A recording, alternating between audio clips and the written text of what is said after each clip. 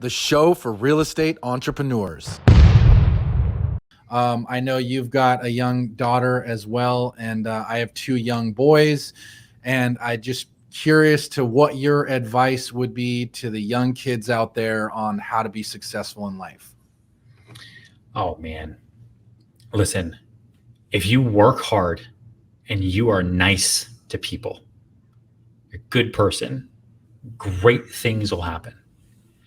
Get out of your own way, learn to laugh at yourself, and understand that you have so many options.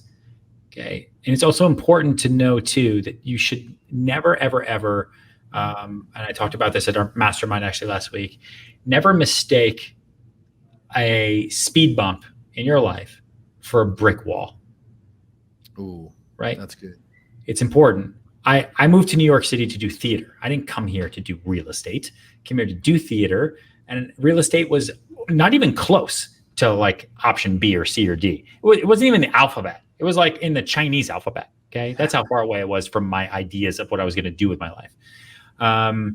And when the theater thing didn't work out because I ran out of money, I had to look at other options. And a lot of my friends that I had when I first came to the city who, the same thing, they needed money and they didn't want to get a job and this, that, the other, they took it for brick walls. So I tried, it didn't work out for me and they left, went home. I have no idea what happened to those people. I've never heard from them ever again, which is fine. I'm sure they're great and I'm sure they're happy.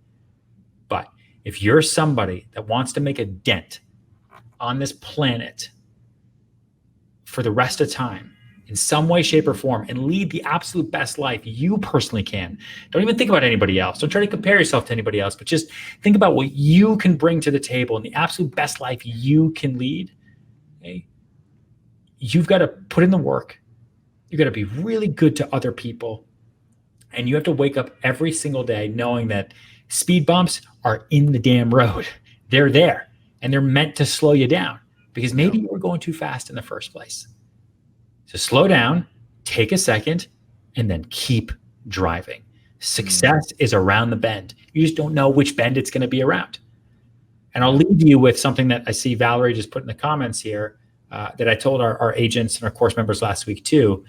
What keeps me going every day and kept me going when I first got into the business too, especially on the darkest days, the deals dying, clients yelling at you, you're late on rent. Like think about the worst stuff. I haven't even done my biggest deal yet. I haven't even met my greatest client yet.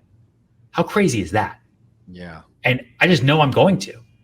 I love a that. year ago, I didn't know I was going to sell a house for $132 million in Palm Beach, Florida. Right. Like if you had told me that, I would have said, no, that's wrong fortune, dude. I'm in New York. Also, we're in the middle of COVID. Like, what are you talking about?